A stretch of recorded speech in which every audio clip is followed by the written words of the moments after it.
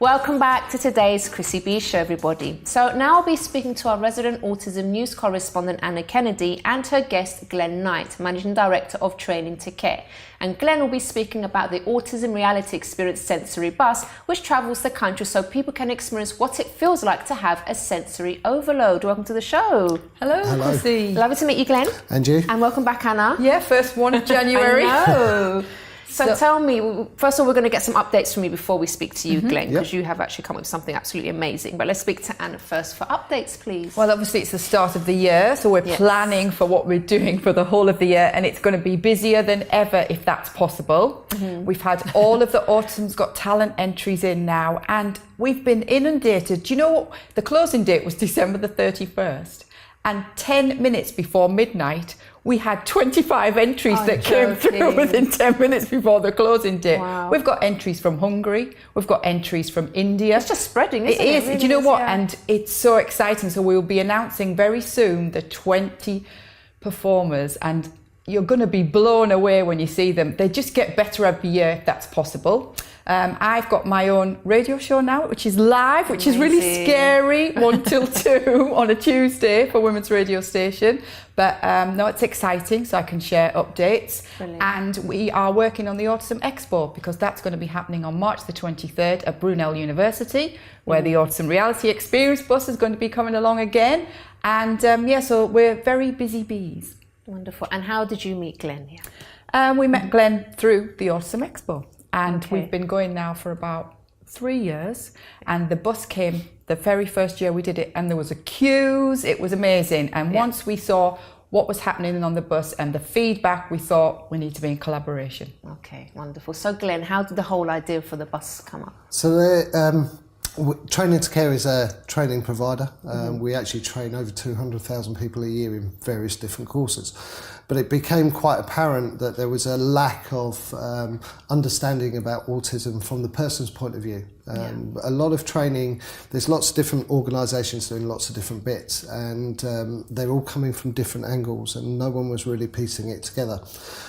We were requested to do an experience training for autism, and we set about looking at things like sensory overload, hypersensitivities, and started to develop the autism experience.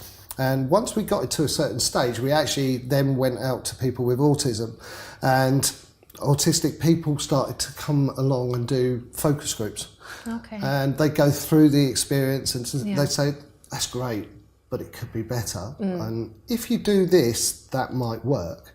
And we trialled it, we did more focus groups, and after 2 years we got something that 90% of people with autism, obviously everyone is different, it's a vast spectrum, actually say that really relates to me. So we launched it, and with our collaboration with Anna Kennedy online, it's been an amazing journey, and it's really, this year we're seeing a big growth. What's the feedback been like then for people that have been? Feedback's amazing. We've put families through it, we've put professionals through it. A lot of schools now are doing the Autism Reality Experience, and actually we've developed specific courses for schools, specific courses for in the home, and we're looking actually at a collaboration where we do something with the police and fire service. So it's forever developing. But the feedback's been amazing. Families, we've had people break down in tears and say, wow, that's why he does that, or that's why my daughter does this. And then we've had people with autism that have gone through and said, don't know what all the fuss is about. And the wife then turns around and says, oh, it was so emotional, and actually in tears, because now it explains everything. So actually being able to walk into the shoes of a person with autism and having a window into their world really helps to develop practices and empathy. Can you give us an example of what a person will experience when they go into the bus? So when you go into the vehicle is, they call it a bus. It's a nickname that's come from it, but it's quite interesting. They go in, we put equipment on them that changes their sensory perception. So they'll then go into a room and they watch a video for a short period of time. We never tell them how long. And during that video, they then got to listen to instructions and be able to retain those instructions And while lots of different, we bombard their senses with lots of different issues. It's really difficult. Right? Because I remember thinking, where's the 2p? What did he just say? And it's just like, it's just hitting you from all angles. And also professionals that have been through it, it's made them think differently and thought, right, okay, I need to think a little bit differently. I've been working like this, I need to change what I'm doing. So is that the main aim, would you say, or is it just to bring a general understanding to No, we everybody? want to change practice. It's also about communication. Every side is really well thought about. And even down to the questions that we ask within the headsets. When we ask a question, we actually ask 2 or 3 questions within one question. So as an example, it'd be count 20 pence in 2 pence pieces out of the blue piggy bank in box number 4 as an example. So they've got to really think of that, and then they've got another 4 questions to think about. So by the time they get to actually doing the activities, they can't do it. I didn't do any.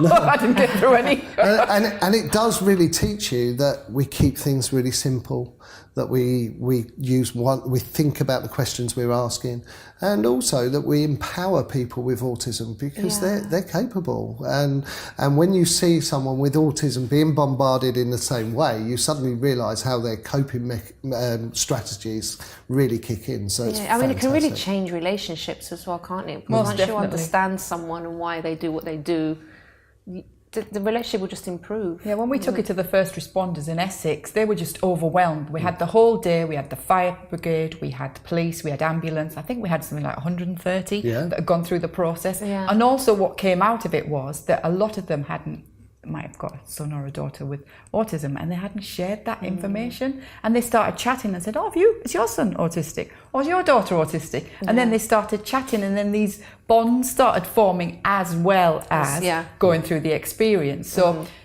we took it to Essex because one of our ambassadors, Aston, had a negative experience with the police, and he didn't want anyone else to go through that. So that's why we took it along, and Aston's taken it to his school, when he's 25 now, so he's taken it to his school, and he wanted them to see what it was he was experiencing when he was at school. So it's just spreading the word. I'd definitely like to try it myself. So we would like you to. Yeah, I'd love to film it as well, because I think it's an amazing idea and really the environmental changes and absolutely everything. It's just it really. One person said to me, which was really interesting, I've done all the training, I've done lots of training on autism. I've got autistic children, but this completes the circle. This just closes that door and really gives me that understanding.